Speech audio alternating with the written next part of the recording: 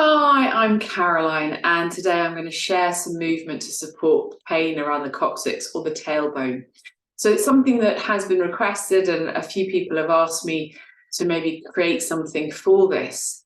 And there's a lot going on in that area. There's so many different causes, but we're going to be focusing on the area around the hips and the glutes, and also the piriformis and the psoas. So very closely linked, close where they are in the body, sort of lower back into the pelvis, the femur, the thigh bone.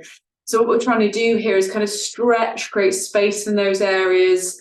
Also a sense of strengthening is around in those areas as well, and make sure we're breathing well, because there are many pelvic floor muscles that insert into the tailbone. And if we're breathing well diaphragmatically, there can be a sense of softening and releasing there as well. So most of this is going to be lying down. We're going to be on all fours, but making sure that you have any support you would like to have nearby, especially if you like a little bit of padding under your knees. We're going to come to lying down. So coming to lie down to begin with, semi-supine. And finding the center of the back of your head in contact with the support you have. Knees bent, feet flat on the floor. This is semi-supine or constructive breath, and allows our navel area, our abdominal muscles or lower back to be at ease and relatively at rest. So beginning to find a shape here if this feels okay for you. Maybe you close down your eyes or soften your gaze, and you might like to release through your jaw. So that could look like stretching your mouth open. It could also be rolling your tongue around the inside of your mouth, so pushing your tongue into one cheek, rolling it, pushing it under the upper and lower lip, and over to the other side. So if we can release our jaw, we can invite a release and a softening into the diaphragm, and that will translate into the pelvic floor. Everything is linked. Breathing in and out through your nose.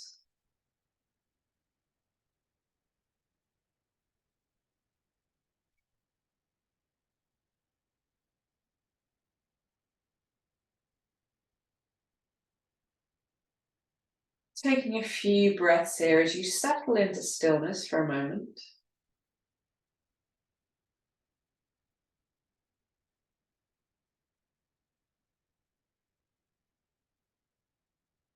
And then when you're ready, setting up your diaphragmatic breath. So if this is not something that is familiar to you, you can take your hands to your rib cage. So really feeling the ribs under your hands here. And as you breathe in, you can feel your rib cage flaring, expanding, a sense of opening. And as you breathe out, noticing how your rib cage contracts and shrinks back. It might be that you can take your thumb behind your rib cage and your fingers at the front. So it's almost this kind of sense of a rib basket shape here. With each inhalation, noticing the opening, the expansion of your rib cage, and with each exhalation, the contracting, the shrinking back. And it's helpful sometimes to visualize. So if you're like me, you're a visual person, perhaps you begin to imagine a jellyfish or an opening and closing umbrella, whatever speaks to you, this sense of opening up as you inhale and slowly closing down as you exhale.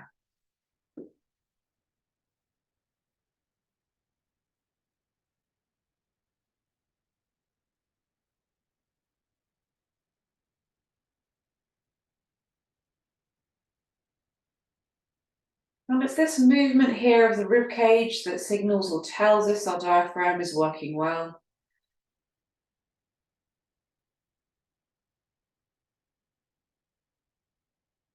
You might like to rest your arms, your hands when you feel that your body is breathing well and your diaphragm has got the hang of it.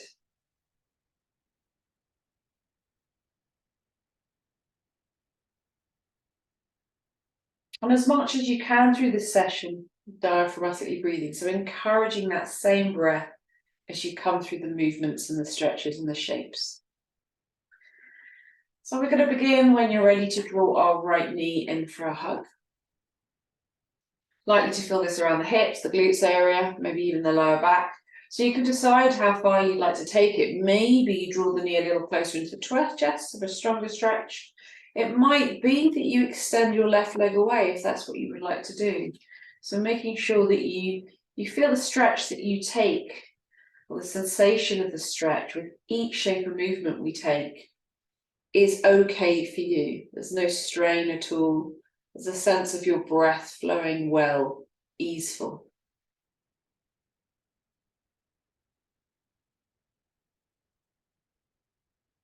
When you're ready, beginning to change sides.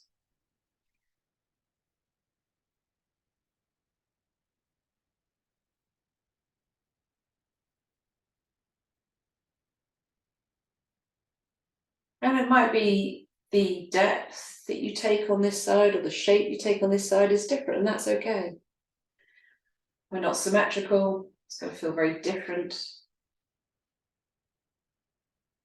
So adjusting as you need to.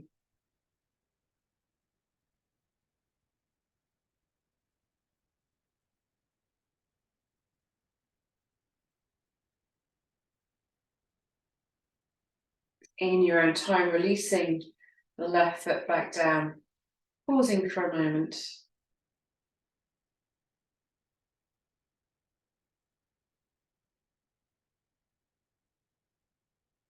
And we're going to begin to roll to one side so that we can come up onto hands and knees. So I like to roll to one side and bring a little bit of a spiral into it. So as I roll over, my hands meet the floor and I can push myself up. A little bit less strain for the abdominal muscles on the back. So we're going to come into part of the sunbird sequence. That's not the whole thing. My knees are roughly under my hips and I'm going to drop down to my forearms. My elbows are roughly under the shoulders. You could do this on hands, but our wrists might get a little bit tired. So this can feel quite nice. Forearms are parallel, hands are spread. So as you gently push into the fingertips, you can begin to feel your forearms engage and support your shoulders just a little, nothing too much. I'm going to need to shuffle forward here, so I've got space behind me. From here, my gaze is downwards, so I'm not putting any extra strain on my neck, and I'm going to begin to press my toes behind me and find a little bit of length through the body here, and then begin to lift up the right leg. You're really welcome to take this a little bit higher if that feels okay. Gently and slowly releasing the toes down and bringing the knee back. So in your own time, taking this on the other side, left leg begins to extend away, finding a little bit of length through the back of the leg. And then we can begin to lift the left leg, perhaps taking it a little bit higher.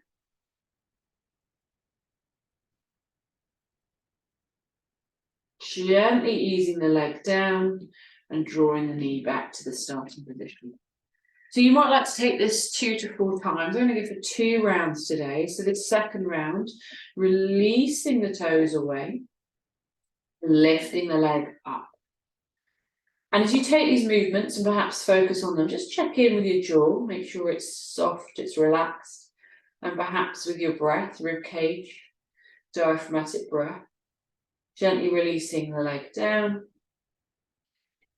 and changing sides.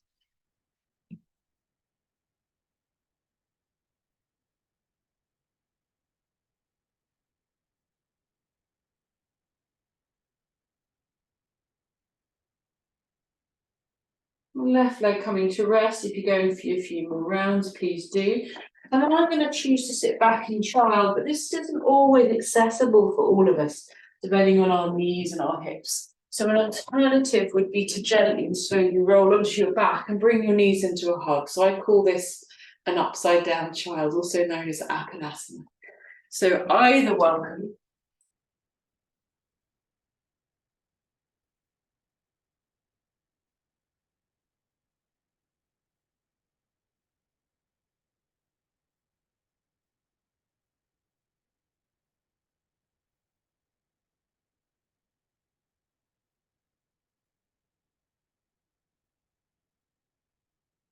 And then when you're ready, beginning to find your way back onto your front, we're going to come into a cobra shape.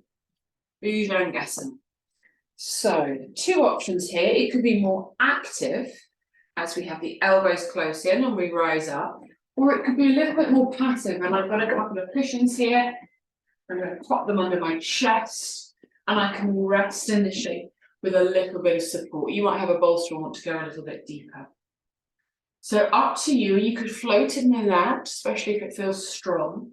Really key here that the inner thighs are engaging. So I'm going to use a block. I'm going to place that between my thighs. It could be a book, it could be another cushion. And as I squeeze into the block, muscles that I didn't even know I had are beginning to switch on.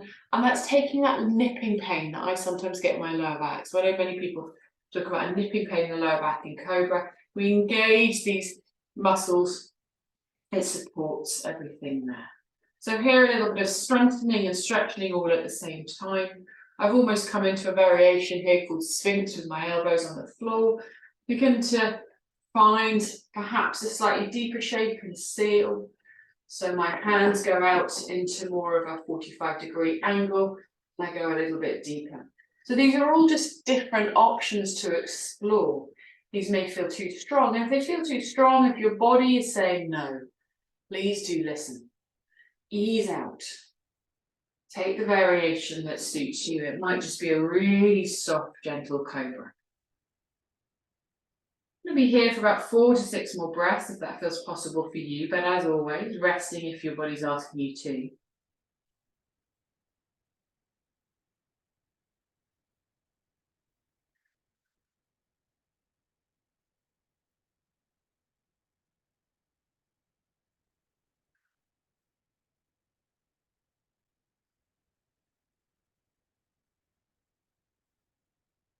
And then if you're still in Cobra, Sphinx, Seal, any variation, beginning to gently and slowly push yourself up and back, removing any props you might have been using.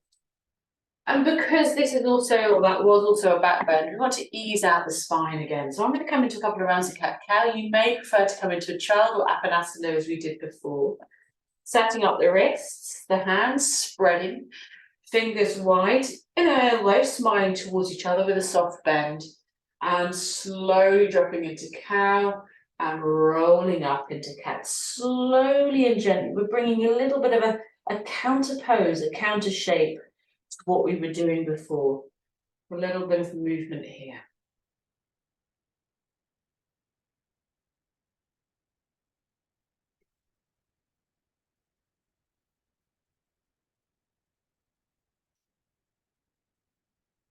Going to eventually find our way to lying down on our front.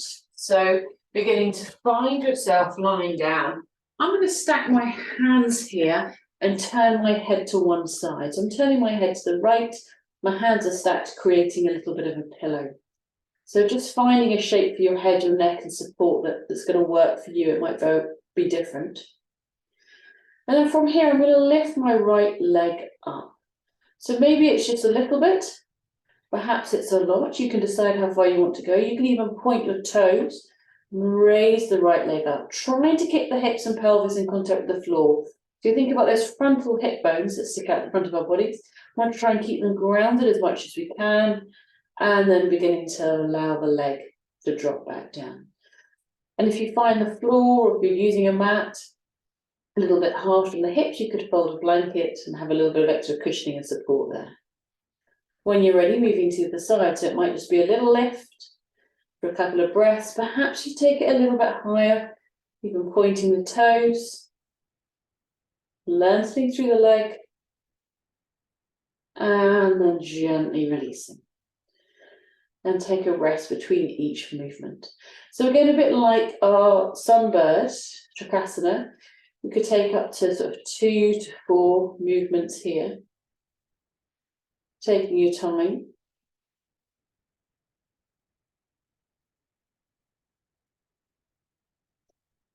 Just check you're not holding your breath, there's no tension creeping in to the jaw area.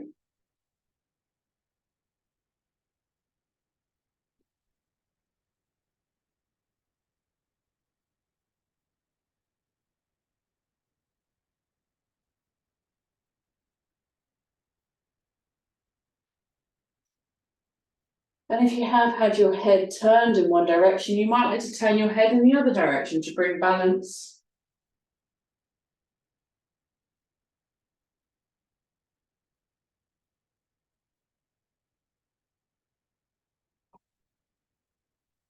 Still feeling your ribcage expanding with each inhalation and contracting with each exhalation.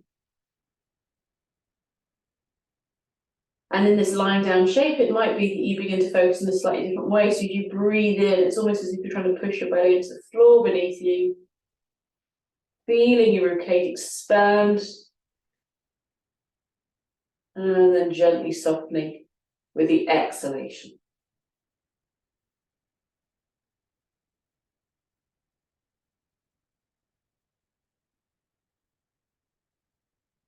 When you've taken the number of rounds you feel happy with, pushing back.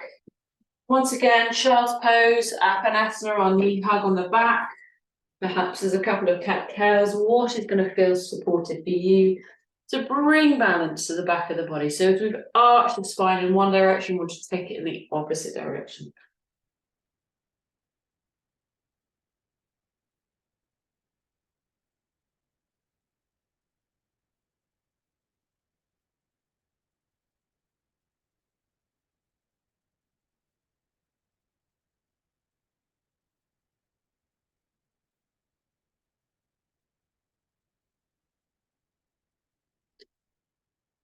Eventually coming up to all fours, we're going to take our time. We're going to take what I call a high pigeon.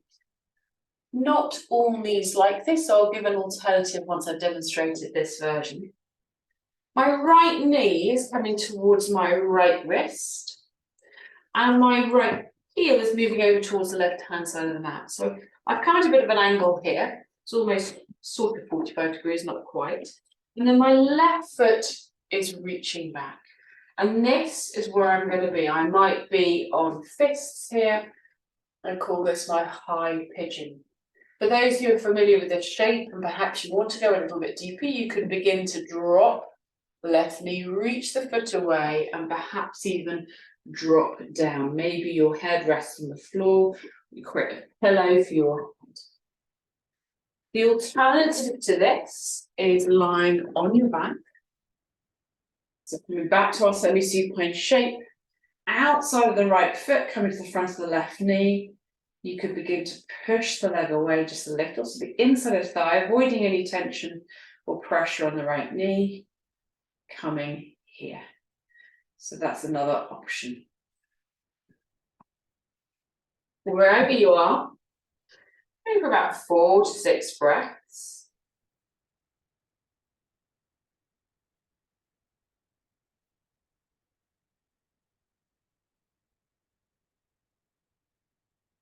And then changing sides. So beginning to very slowly and gently maneuver out of that side. Perhaps there's a little bit of movement, a little bit of what I call catfish. And then in your own time, if you're taking the high pigeon, left knee moves towards left wrist, left foot and left heel coming out to the other side of the mat. And then I'm going to begin to tuck my toes, heels reaching away, and I've come here to hands or to fists, my high pigeon. So I'm trying to create space and length here. Welcome to drop down if you prefer. If you're lying down, changing sides.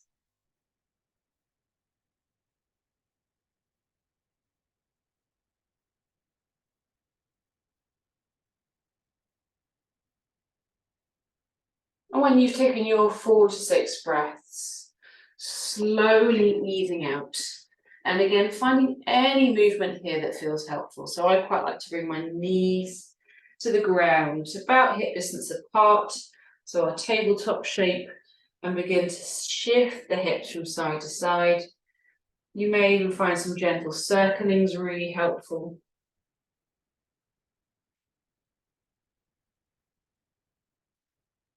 And then we're going to find our way onto our back again. So coming all the way over to our semi-supine shape, our constructive breath shape. Back of the head on the floor, feet about hip distance apart. I often guide this, we're going to come into a floating bridge. I often guide this with my fingertips nearly reaching my heels as a rough guide, and always adjust the shape as we come through the movement. Hands beginning to find the floor beside you, and then we're going to begin to push into our feet and lift our hips up. If you'd like to, from here, you could begin to extend the arms up and over, and I quite like having these cushions up behind me, just because I have tight shoulders, so I have something to rest my arms on. And then on an exhalation, I'm coming back down. So again, 4 to 6 rounds here, if you'd like to take them. Breathing in, reaching up, hands going overhead. Breathing out, we're lowering down. And only taking the number of repetitions that feels comfortable for you. So 1 or 2 might be enough, especially if it's new to you. If you find your knees flaring, you feel a little bit wobbly in the legs, something between the thighs, just as we did with our cobra, our sphinxes, can be really supportive. So we're beginning to find that engagement of the thighs, and that supports the lower back area, it supports the coccyx area, the tailbone. Helpful as well for the sacroiliac joint.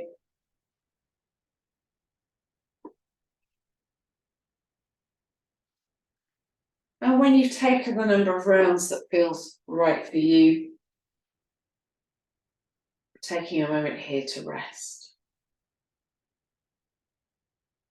And it might be that you take a few minutes relaxing this shape. Perhaps you find a blanket, some cushions under your knees.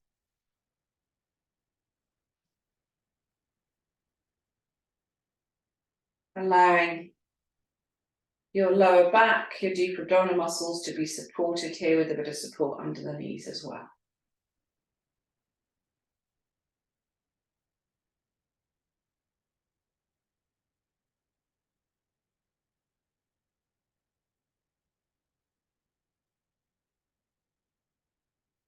We're going to begin to finish with a gentle knee hug, so knees coming in. There could be a gentle pulsating.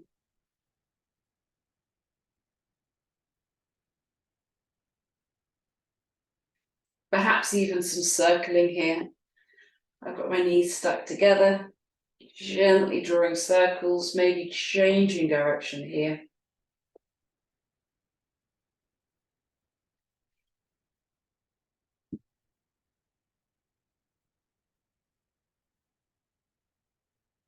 And then when you do finally make it back up, using that same technique if it feels possible, rolling to one side, so kind of spiraling, so we're not jerking our head or our neck, and coming all the way back up. Let me know how you get on. Any comments or questions, please do get in touch.